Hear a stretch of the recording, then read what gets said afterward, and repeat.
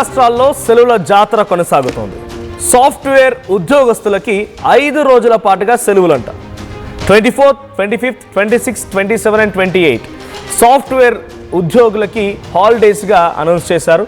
స్కూళ్ళు కాలేజీలకి 3 రోజుల పాటుగా సెలవులు ఉంటే సాఫ్ట్వేర్ ఉద్యోగులకి మాత్రం 5 days, అంటే వీకెండ్స్ కూడా కలిసి వస్తున్నాయి వాళ్ళకి. తెలంగాణలో 24న క్రిస్మస్ ఈవ్ ఆప్షనల్ హాలిడేగా ఉంది. సో 25న క్రిస్మస్, 26న బాక్సింగ్ డే అండ్ జనరల్ హాలిడేస్గా ఉన్నాయి. సో ఏపీలో 24, 26న ఆప్షనల్ హాలిడేస్గా ఉన్నాయి.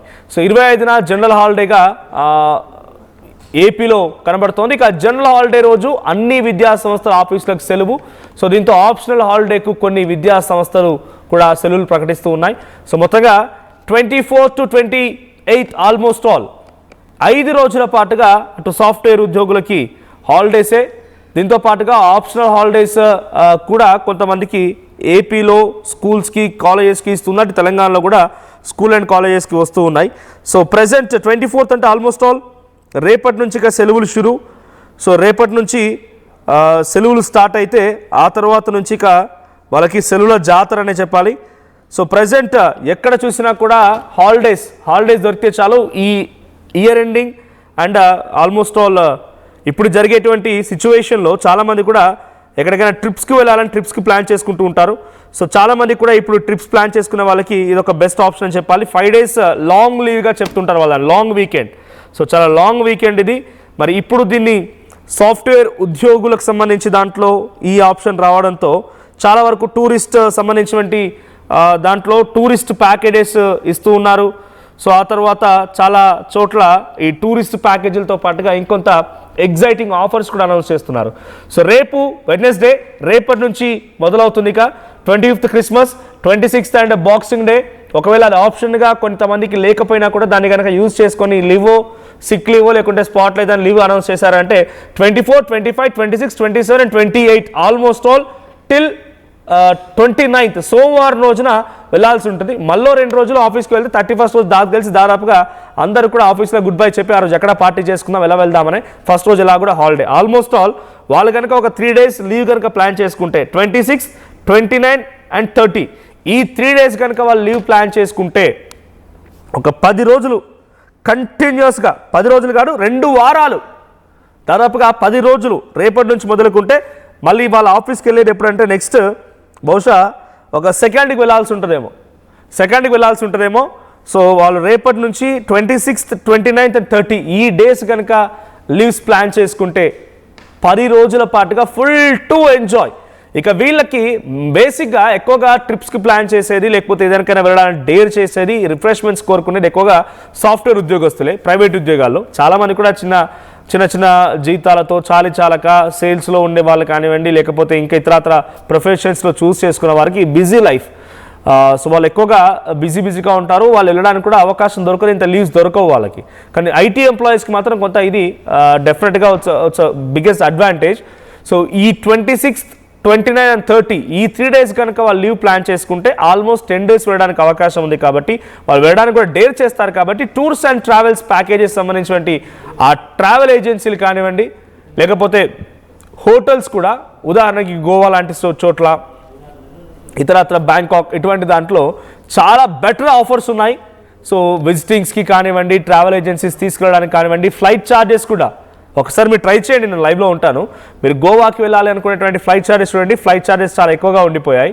సో ఆఫర్స్ ఇస్తూనే మళ్ళీ ఎక్కువ, అంటే 4000 జనరల్ టైంలో ఉంటే ఇప్పుడు ఈ ఫ్లైట్ ఛార్జ్ వచ్చేసి ఆల్మోస్ట్ నేను కూడా లైవ్లో చూస్తాను.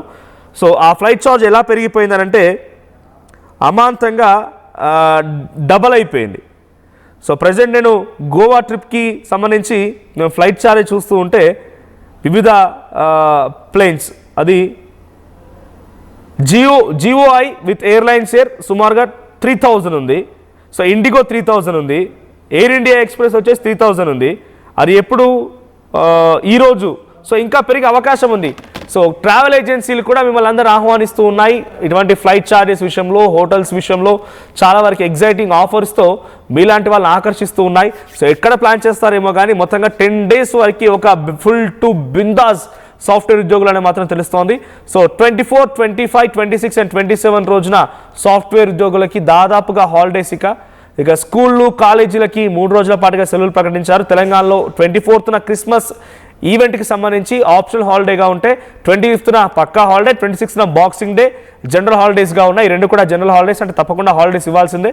సో ఏపీలో మాత్రం 24 అండ్ 26న ఆప్షనల్ హాలిడేస్గా ఉన్నాయి. 25th మాత్రం వాళ్ళకి పక్కాగా హాలిడే ఇవ్వాల్సిందే. సో విద్యా సంస్థలకి కొంతమంది ఆప్షనల్ హాలిడేస్ కూడా యూటిలైజ్ చేసుకుని వాళ్ళకి హాలిడేస్ ఇస్తూ ఉన్నారు. సో ఈ 4-5 డేస్లో స్కూల్ స్టూడెంట్స్కి కాలేజ్ స్టూడెంట్స్కి లేదా 10 days సాఫ్ట్వేర్గా ఉన్నటువంటి ఆ ఉద్యోగస్తులకి ఎటువంటి రిఫ్రెష్మెంట్ ప్లాన్స్ ఉన్నాయి, మీ ప్లాన్స్ ఏంటో కామెంట్ చేసే ప్రయత్నం చేయండి. So as of now 26th and 29th, 30 ఈ 3 days కనుక సాఫ్ట్వేర్ ఉద్యోగులు ప్లాన్ చేసుకోగలిగితే 10 days బంపర్ ఆఫర్ కొట్టేశారు. 10 daysలో పిచ్చిగా ఎంజాయ్ చేస్తారు. బట్ బీ కేర్ఫుల్, మీరు ఎంజాయ్ చేసే దాంట్లో జాగ్రత్తలు తీసుకోండి. జాగ్రత్తలు తీసుకొని ఆ రిఫ్రెష్మెంట్లో, ఆ ఈవెంట్లో కొంత జాగ్రత్తలు తీసుకొని మిమ్మల్ని మీరు కాపాడుకోండి, తోటి వారిని కూడా కాపాడే ప్రయత్నం చేయండి. కానీ పిచ్చిగా తిరగడాలు, బైక్ రైడ్లని, కార్ రైడ్లని, రకరకాల ప్రయత్నాలు చేసే దాంట్లో కొన్ని ప్రమాదాలు కూడా పొంచి ఉండే అవకాశం ఉంది. So please be careful.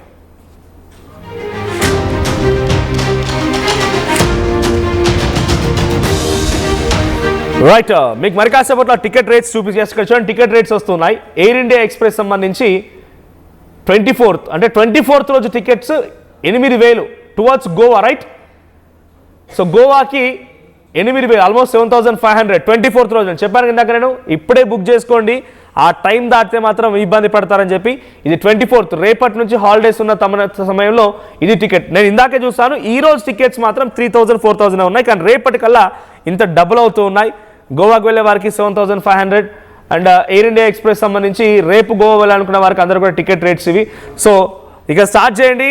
నాకు తెలిసి ఐటీ ఎంప్లాయీస్కి టికెట్ రేట్స్ కూడా పెద్దగా ఇబ్బంది కాదేమో. బ్యాచిలర్స్గా ఉన్న వారికి చాలా ఈజీగా వెళ్ళిపోయి రిఫ్రెష్మెంట్స్కి ఎంజాయ్ చేస్తూ ఉంటారు. సో మీరు ఎక్కడికి వెళ్ళాలనుకుంటున్నారు, మీ ప్లాన్ ఏంటో కామెంట్ చేయండి.